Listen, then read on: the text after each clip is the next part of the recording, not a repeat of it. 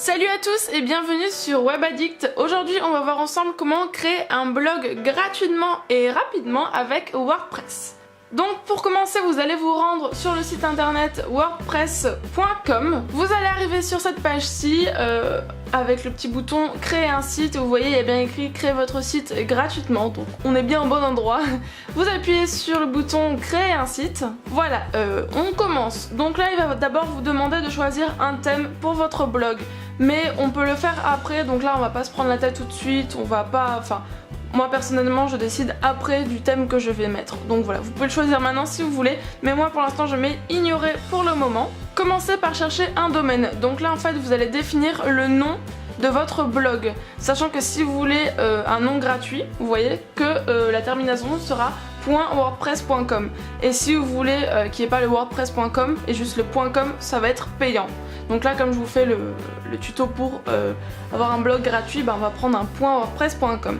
Donc vous cherchez le nom de domaine en fonction du nom que vous voulez donner à votre blog. Donc moi par exemple le WebAddict, mais ça dépend de ce que vous voulez faire, hein. Un blog beauté, un blog de jeux, enfin bon, comme vous voulez, vraiment vous choisissez le nom que vous voulez. Bien sûr il faut qu'il soit disponible. Vous voyez que WebAddict tout court c'est pas disponible et qui me met WebAddict site.wordpress.com.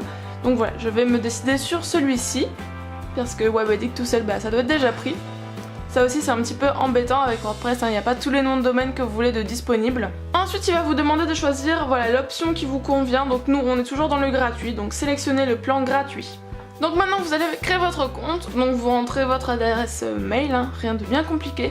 Le nom d'utilisateur et le mot de passe, gardez-les bien en tête, notez-les-vous sur un papier, sur votre ordi, enfin peu importe, mais souvenez-en vous, car c'est grâce à ça que vous allez vous connecter à votre blog. Donc sans ces identifiants, vous n'allez pas aller très loin. Une fois que c'est fait, vous mettez créer mon compte. Il va créer tout ça, voilà, c'est presque terminé. On attend un petit peu. Et voilà, votre blog est créé. Vous voyez dans l'URL, il y a bien écrit webaddictsite.wordpress.com. Mon blog est créé, vous voyez ça a été vraiment très rapide en 5 minutes. Avant d'aller plus loin sur le site, vous allez tout de suite vous rendre sur votre adresse mail, celle que vous avez rentrée lors de l'inscription, car WordPress vous a envoyé un mail tout simplement. Vous allez l'ouvrir et vous allez confirmer l'adresse email. C'est très important de le faire avant d'aller plus loin, avant de continuer votre blog. Donc ouais, vous faites ça. Ça va vous emmener de nouveau sur la page d'identification. Donc comme je vous l'ai dit tout à l'heure, votre nom d'utilisateur et votre mot de passe sont très importants car c'est grâce à ça que vous allez vous connecter à votre blog. Donc voilà, vous rentrez ça, vous mettez login, enfin vous vous connectez, ça dépend s'il est en français ou en anglais chez vous. Et voilà, vous arrivez sur votre tableau de bord de votre blog. Donc ça s'appelle le tableau de bord. C'est là où vous allez avoir toutes les options pour créer votre blog, l'alimenter, créer les articles, changer l'apparence, etc.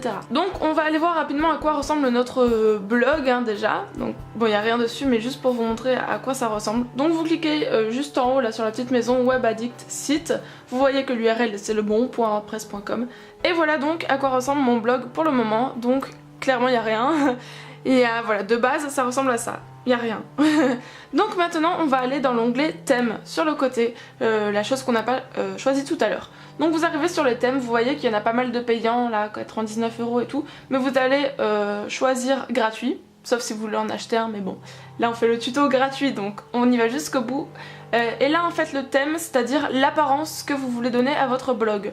Donc là encore une fois ça va dépendre du type de contenu que vous voulez proposer. Donc regardez bien tous les thèmes, celui qui vous plaît le plus, etc. Moi par exemple j'aime beaucoup celui-ci, je le trouve très sympa, je trouve qu'il change un petit peu des autres. Mais vraiment prenez votre temps, hein. Moi je sais que je mets longtemps à chaque fois à choisir un thème, hein. Je suis pas aussi rapide. Donc voilà, ça c'est un exemple de ce que vous pouvez faire avec ce thème là. Bien sûr vous n'aurez pas tout ça directement parce que vous n'avez aucun article, mais c'est un exemple de quoi il va ressembler au fur et à mesure. Et une fois que vous êtes décidé, vous cliquez en haut sur essayer et personnaliser. Ça va vous rediriger vers une page de personnalisation du blog, donc là où vous allez pouvoir changer un petit peu les titres, la typographie, les tailles, les couleurs, voilà un petit peu tout le design. Donc voilà à quoi peut ressembler votre site. Et là sur le côté vous voyez vous avez plein d'options. Donc par exemple titre, description et logo. Voilà vous allez rentrer le titre de votre blog, donc moi WebAddict. Le petit slogan si vous en avez un. et le logo si vous en avez un également. Là pour l'instant j'en ai pas un pour mon blog vu que c'est fictif, donc voilà, mais vous pouvez ajouter votre logo si vous en avez un. Ensuite avec la petite flèche vous retournez à toutes les options. Voilà, il y a vraiment plein de choses, couleur arrière-plan, donc là vous avez quelques petites palettes de couleurs, ça dépend des thèmes, des fois vous avez plus d'options, des fois vous avez moins d'options. Là il n'y en a pas énormément pour les couleurs par exemple. Dans police vous allez pouvoir choisir la typographie.